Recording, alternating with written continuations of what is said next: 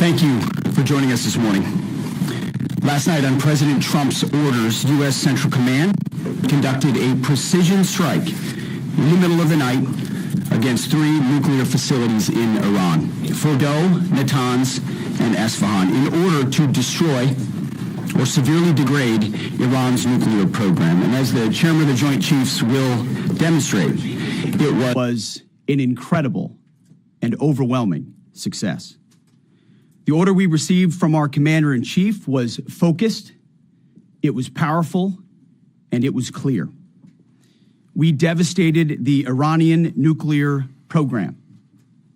But it's worth noting the operation did not target Iranian troops or the Iranian people. For the entirety of his time in office, President Trump has consistently stated for over 10 years that Iran must not get a nuclear weapon. Full stop. Thanks to President Trump's bold and visionary leadership and his commitment to peace through strength, Iran's nuclear ambitions have been obliterated. Many presidents have dreamed of delivering the final blow to Iran's nuclear program, and none could until President Trump. The operation President Trump planned was bold and it was brilliant, showing the world that American deterrence is back. When this president speaks, the world should listen. And the U.S. military, we can back it up. The most powerful military the world has ever known. No other country on planet Earth could have conducted the operation that the chairman is going to outline this morning. Not even close. Just like Soleimani found out in the first term, Iran found out when POTUS says 60 days that he seeks peace and negotiation, he means 60 days of peace and negotiation. Otherwise, that nuclear program, that nuclear capability will not exist. He meant it. This is not the previous administration. The President Trump said no nukes. He seeks peace, and Iran should take that path. He sent out a truth last night saying this: any retaliation by Iran against the United States of America will be met with force far greater than what was witnessed tonight. Signed, the President of the United States, Donald J. Trump. Iran would be smart to heed those words. He's said it before, and he means it. I want to give recognition to the chairman of the Joint Chiefs of Staff, the Joint Staff, General Eric Kurilla at CENTCOM, who did a phenomenal job, he and his staff, all of CENTCOM. Policy, across the board, this was a joint effort, and across the Pentagon effort. I want to recognize the pilots who flew those bombers, who flew those fighters, who flew those refuelers, warriors.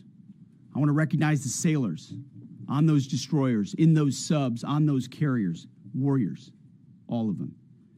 I want to recognize our soldiers doing air defense, base defense, QRF, warriors, all of them. Every American involved in this operation performed flawlessly. And I want to give recognition to our allies in Israel as well. This is a plan that took months and weeks of positioning and preparation so that we could be ready when the President of the United States called. It took a great deal of precision. It involved misdirection and the highest of operational security. Our B-2s went in and out of downtown Tehran, of these nuclear sites, in and out and back without the world knowing at all. In that way, it was historic.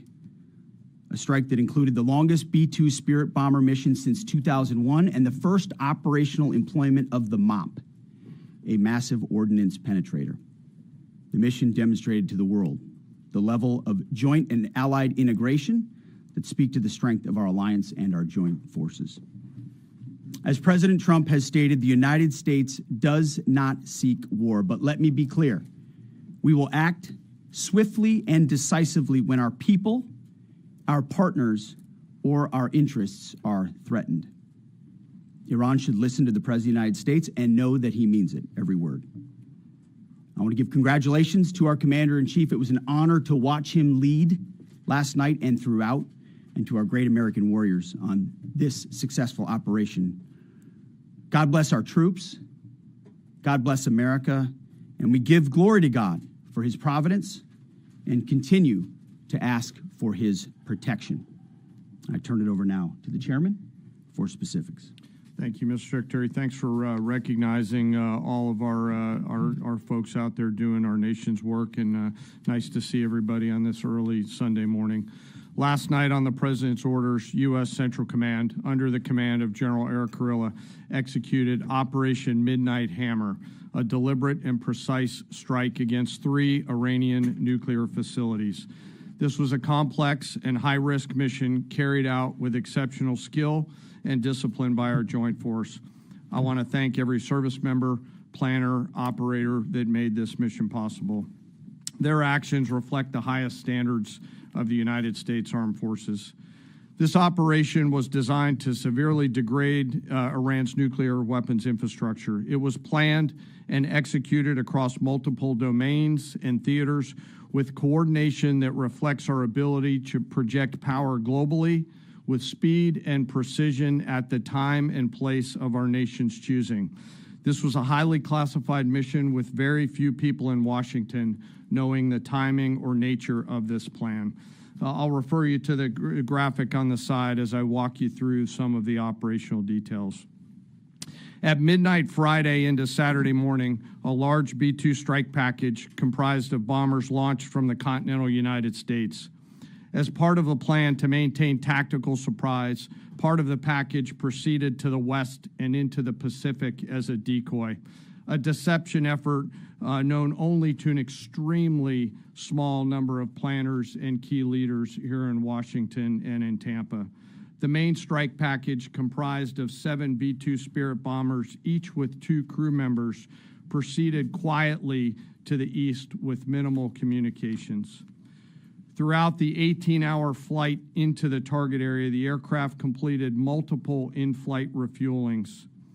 Once over land, the B-2s linked up with escort and support aircraft in a complex, tightly timed maneuver requiring exact synchronization across multiple platforms in a narrow piece of airspace, all done with minimal communications.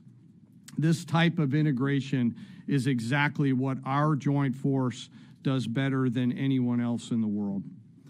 At approximately 5 p.m. Eastern Standard Time last night, and just prior to the strike package entering Iran, a U.S. submarine in the Central Command area of responsibility launched more than 24 Tomahawk land attack cruise missiles against key surface infrastructure targets at Esfahan. As the Operation Midnight Hammer strike package entered Iranian airspace, the U.S. employed several deception tactics, including decoys, as the 4th and 5th generation aircraft pushed out in front of the strike package at high altitude and high speed, sweeping in front of the package for enemy fighters and surface-to-air missile threats. The strike package was supported by U.S. Strategic Command, U.S. Transportation Command, U.S. Cyber Command, U.S. Space Command, U.S. Space Force, and U.S. European Command.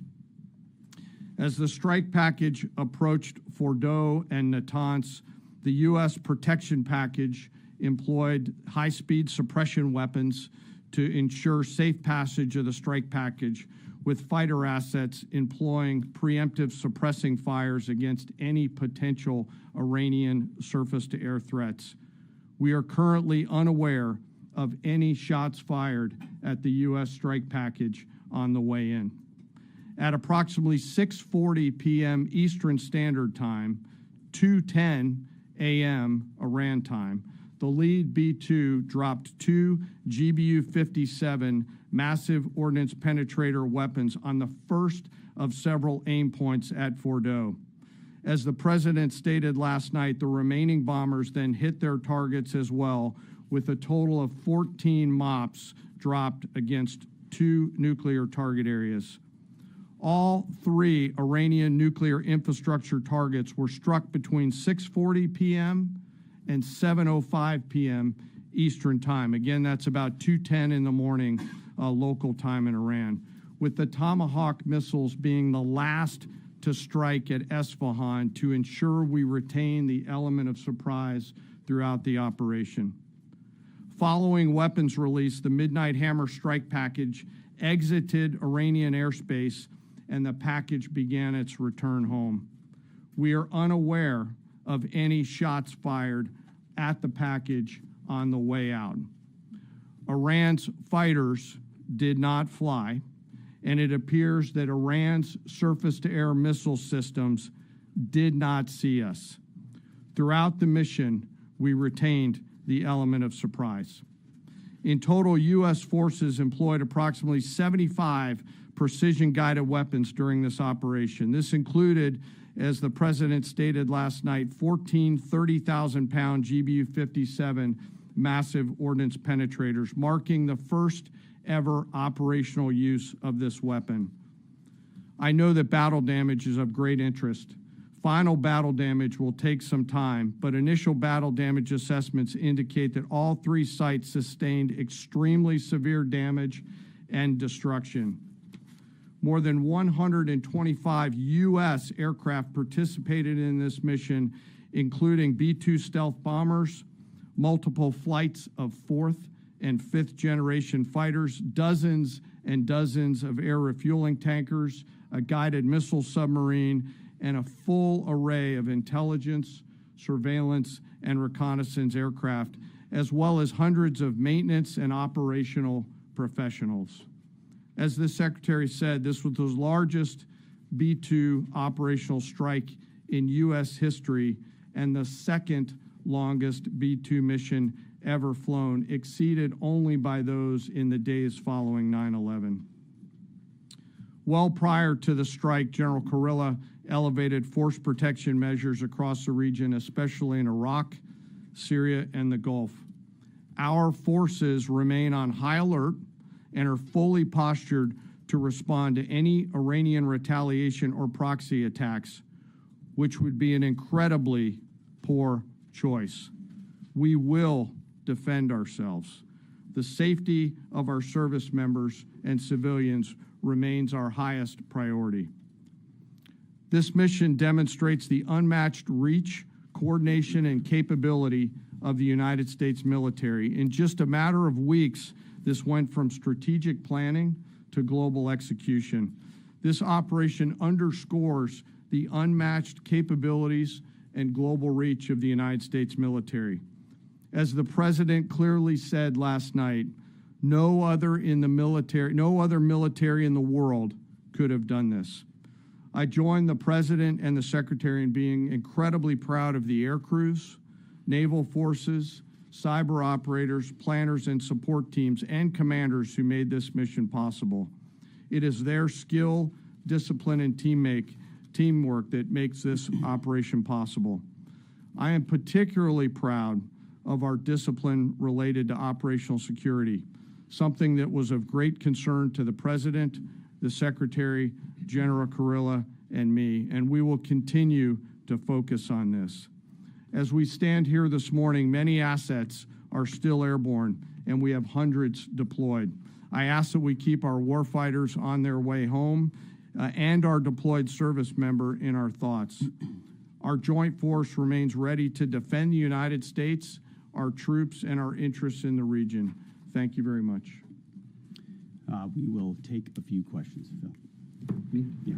So, is regime change off the table, Mr. Secretary? And to the chairman, you said the battle damage assessment is still ongoing, but do you believe that some nuclear capability in Iran remains? This mission was not and has not been about regime change.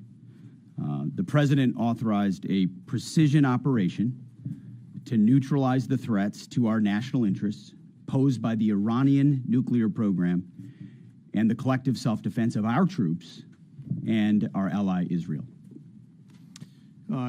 Thanks for your question. I think BDA is still pending, and it would be way too early for me to comment on what may or may not still be there. But thanks for the question. Green. No, behind you. Excuse me, Mr. Secretary, can you tell me, was there a particular moment when the president decided to pull the trigger on this operation where he said, now, rather than being, something in the holster, now we're going to pull the trigger on it? I would just say, having the opportunity to witness his leadership, he was fully committed to the peace process, wanted a negotiated outcome, gave Iran every single opportunity, and unfortunately was met by stonewalling, which is why he gave them plenty of time to continue to come to the table and give up enrichment, give up the nuclear program. But there was I won't say the particular moment, there was certainly a moment in time where he realized that it had to be a certain action taken in order to minimize the threat to us and our troops. Yeah. General, you say that General Kurilla increased force protection in Iraq, Syria, and Gulf, in those areas. Were they given any advance warning the attacks were coming? And also, Mr. Secretary, when were congressional leaders notified? How long before the attacks took place? Sir, to your first question, the risk has clearly been rising over the last few weeks in the region. Based on that, and not a particular awareness of this operation, we've made smart decisions to minimize the risk to U.S. forces in the region. So you were given no advance warning? No, sir. In congressional? They were notified after the planes were safely out. Well, we complied with the notification requirements of the War Powers Act. After the attacks, they were notified? They were immediately thereafter. Yes. Thank you, Secretary. Two quick questions. Do you believe you completely destroyed Iranian nuclear program? And how about Iranian ballistic missiles? Your ally as Israel always saying that is biggest threat. And second question is very important. What will be your next step if Iran or militias under Iranian influence in the region attack U.S. interests or allies in the region? And you can chime in on this too, Mr. Chairman. The battle damage assessment is ongoing, but our initial assessment, as the chairman said, is that all of our precision munitions struck where we wanted them to strike and had the desired effect, which means especially in Fordo, which was the primary target here, we believe we achieved destruction of capabilities there.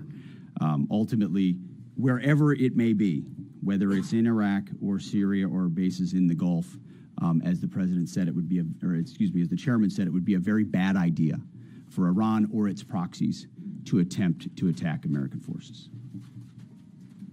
Yes. Thank you, Mr. Secretary. Regarding retaliations, Iran and North Korea are cooperating on nuclear and missile development. Do you think there is a possibility that Iran, North Korea, and the other forces, such as China, will join forces to retaliate against the United States? Well, unfortunately, because of the policies under the previous administration, we drove those countries together, and ultimately that creates a challenging environment. For this particular operation, the focus is on Iran and Iranian nuclear capabilities. That's our focus here, is to not just say that they can't have, but President Trump has said from over 20 years, frankly, Iran cannot have a nuclear weapon. And ultimately, he decided this is the moment, given their stonewalling, when direct military action had to be taken to prevent that from happening. Yes? Thank you very much. General Caine, I understand OPSEC, I respect OPSEC. Can you say at all what security procedures are being taken to protect U.S. troops in Iraq and elsewhere in the Middle East? And Secretary Hegseth, as a global war on terrorism veteran, what do you say to veterans who may be concerned the U.S. is getting into another open-ended war in the Middle East over weapons of mass destruction?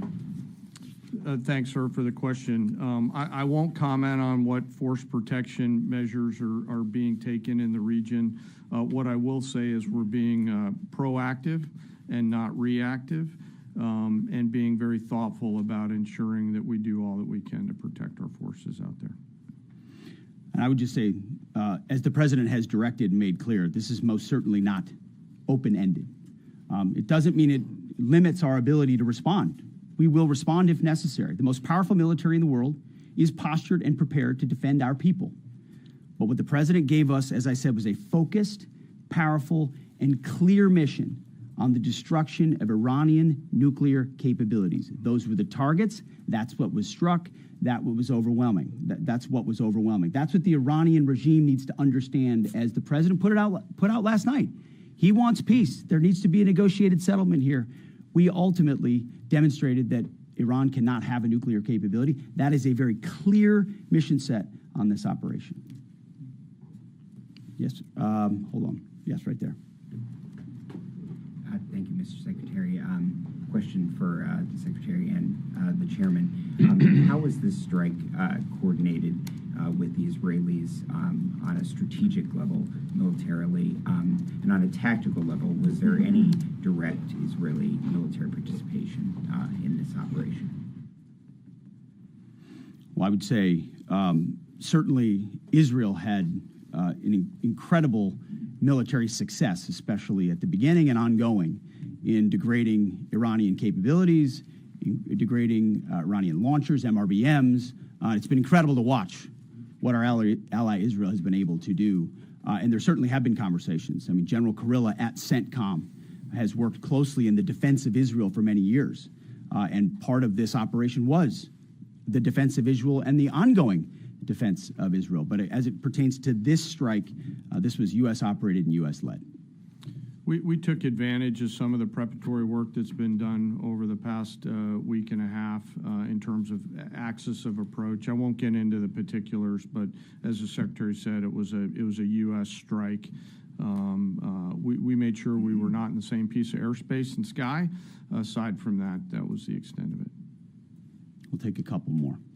Yeah, right there. Question to the Secretary first. Are you concerned whatsoever now about the reaction from U.S. allies given the strike, particularly those in the Gulf?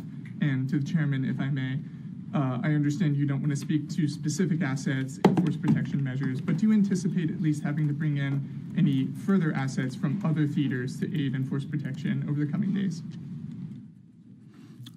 We certainly understand the challenges of allies in the region, and we have been respectful and in working in collaboration with them as it pertains to basing and sensitivities there.